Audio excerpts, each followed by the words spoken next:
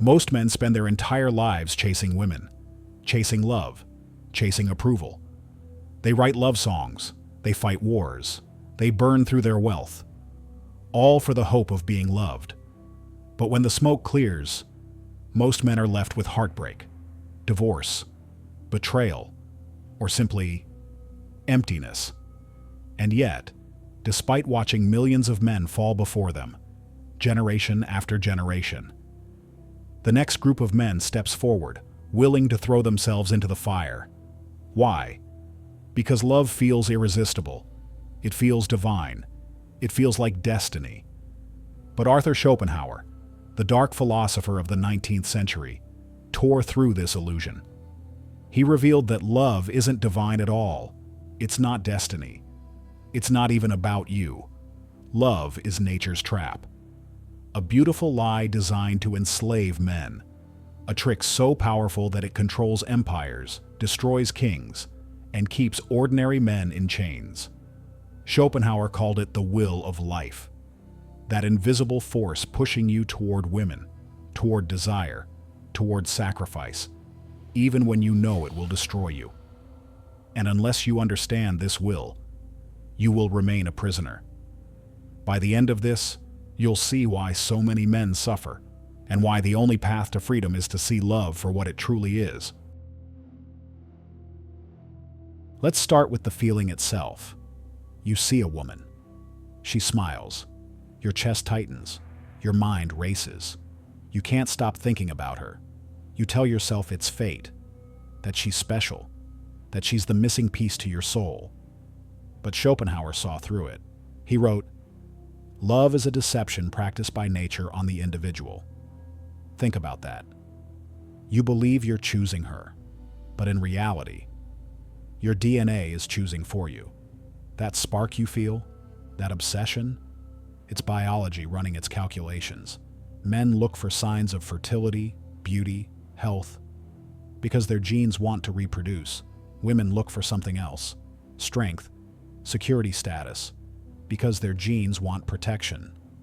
That's why attraction feels so overwhelming. It's not about happiness, it's about survival. Schopenhauer compared it to a drug. You get intoxicated. You lose control.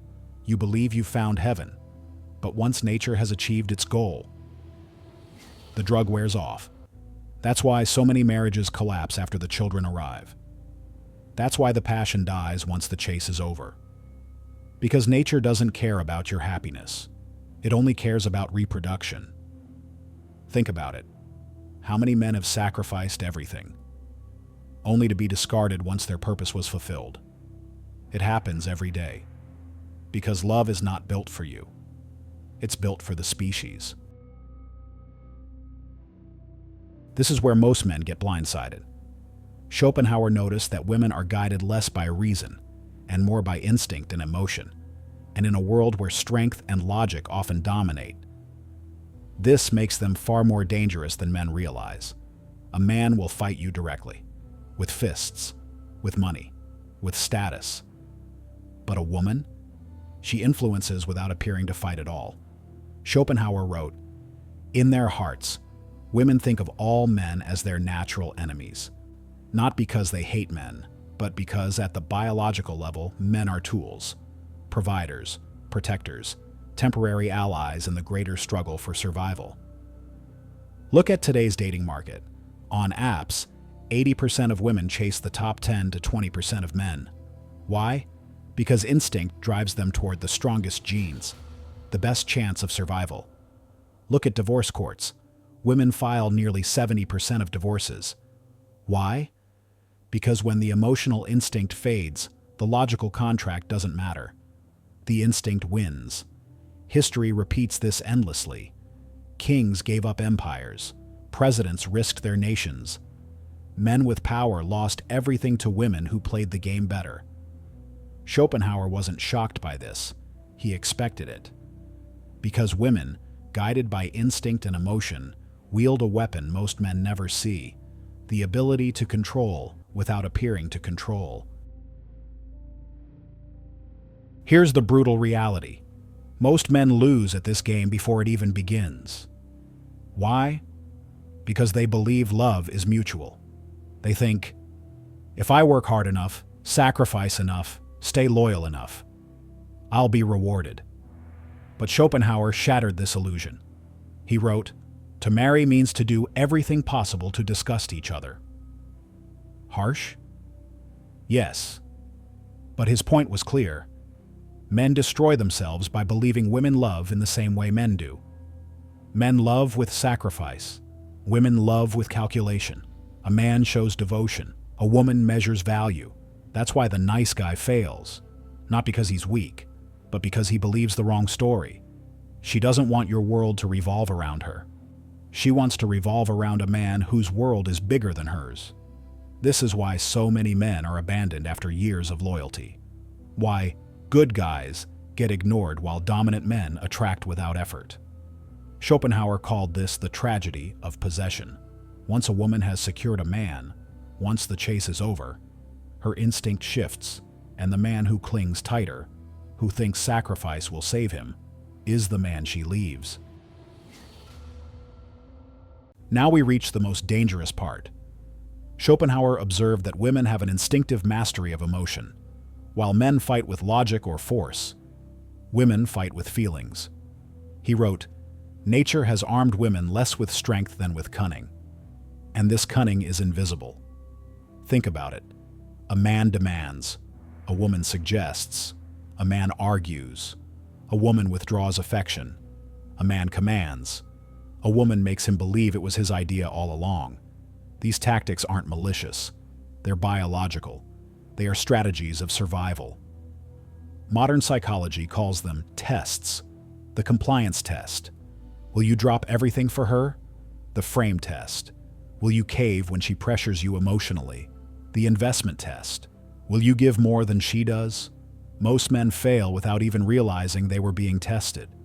Schopenhauer called this the tyranny of the weak, the hidden power of those who appear vulnerable. And the result? Entire nations, families, and fortunes bent by the emotional influence of women. History remembers the wars fought by kings, but behind many of those wars was a whisper, a look, a woman's influence. At this point, you might be tempted to despair, to blame women, to resent them. But that's not Schopenhauer's lesson. The truth is, it isn't personal. It's biological. It's the will of life itself. Women are not villains. They are players in the same game. A game you've been losing only because you didn't know the rules.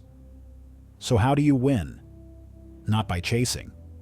Not by begging. Not by worshiping. You win by becoming sovereign. By mastering yourself until you no longer need their validation. Schopenhauer gave us 3 tools. Economic independence. Money doesn't buy happiness, but it buys freedom, and freedom is power. Philosophical depth. Most men live blind, chasing illusions. The awakened man reads, thinks, and sees through the tricks of nature. Physical mastery. Strength isn't about fighting, it's about proving discipline, and discipline is magnetic. When a man builds these 3 pillars, he stops playing a rigged game.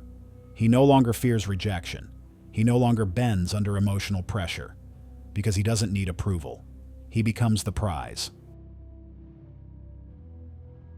Schopenhauer wrote, "The greatest of follies is to sacrifice health for any other kind of happiness. The greatest folly of modern men is sacrificing their lives chasing illusions of love." But here's the truth. The biggest trap isn't women. It's your own belief that you're incomplete without them. The men who rise above don't hate women. They master themselves. They live with purpose so strong, women naturally gravitate toward them. History's greatest men didn't waste their lives begging for love. They built empires. They became legends. They became free. So the question is this: will you keep chasing illusions? Or will you see through the lie? Because Schopenhauer's truth is clear. Love is not freedom. Love is a prison. And the only way to win is to break the chains.